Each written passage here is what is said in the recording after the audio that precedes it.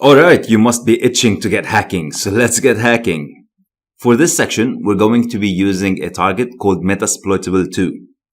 This is a specially designed VM that has more holes than a Swiss cheese. And we're going to be targeting this VM using the tools and the techniques that we learned in this course and in the previous courses to hack it in as many ways as possible. You will be provided with the link to download the VM, or you can just Google it. It's called Metasploitable2. And once you download it, here's how you get it started. I'm going to be using VMware here. You can also use VirtualBox. For the purpose of this video, I'm going to be showing you how to run it on VMware. These are the files that I have downloaded and extracted. You'll see a number of files here. The one that I want is the file that ends with .vmx. All I have to do is to double click on this file and it will automatically load in VMware. And as you can see here, it's opened. The next thing I do is I click power this machine on. You get a small warning sign that says that this virtual machine has been moved or copied. If you don't know what has happened to it, just choose I copied it. And this is what I'm going to choose. And that's it. It's as simple as this. This gets our Metasploitable machine up and running. I'll be fast forwarding the video here. Once the machine finishes loading, you'll see this beautiful banner that says Metasploitable2 and you are presented with a login prompt. Now, as you can see here, there's a warning sign that says never expose this VM to an untrusted network. And this is a very fair warning because, like I said, this is a vulnerable VM. It is designed to be hacked. If you're going to be exposing it to an untrusted network, for example, if you're going to be publishing on the internet or you're going to be using it at work, then there's a very good chance that it's going to get hacked. This is why we use it in a virtualized environment, to keep it contained and to keep it away from prying eyes. So now I'm going to switch to my Kali machine. And I'm going to assume that I know nothing about my target. And I'm going to start with the very first thing that I need to do, which is discover the machines around me on the network and figure out what the IP address of this target is. If you remember from the Hacking for Beginners course, one of the essential things that we said we needed to get hacking is the IP address of the target. Without that, there isn't much we can do.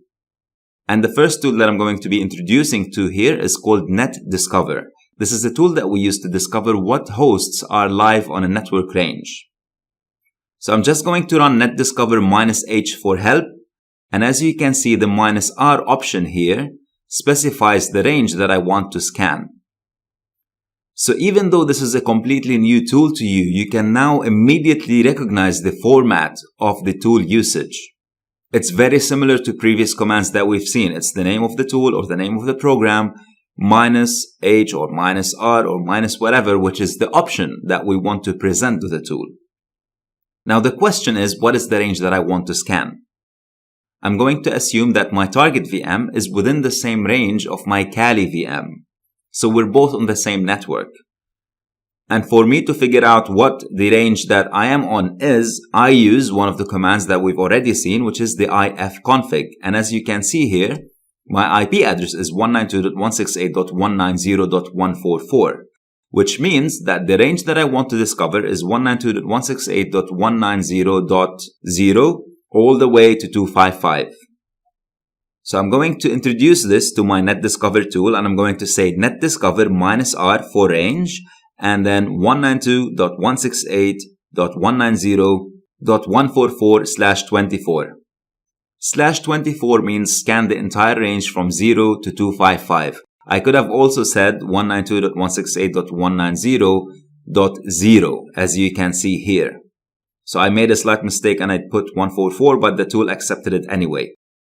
And as you can see here, the tool did a very quick scan and returned the results. There are 5 different machines on my network. .1, .2, .137, .145, and .254. Given that my Kali IP address is 192.168.190.144, it is safe to assume that the Metasploitable target machine is the .145 IP address. Because I know that I started my Kali machine first and then I started the Metasploitable machine. And naturally, VMware gave me an IP address which is the .144 and then it gave the Metasploitable machine the next IP address which is the .145.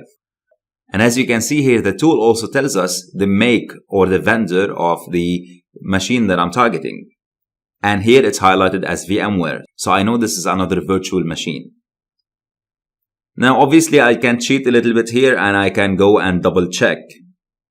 From the prompt, we can see that the login details here are MSF admin. So I can use those to log into the machine.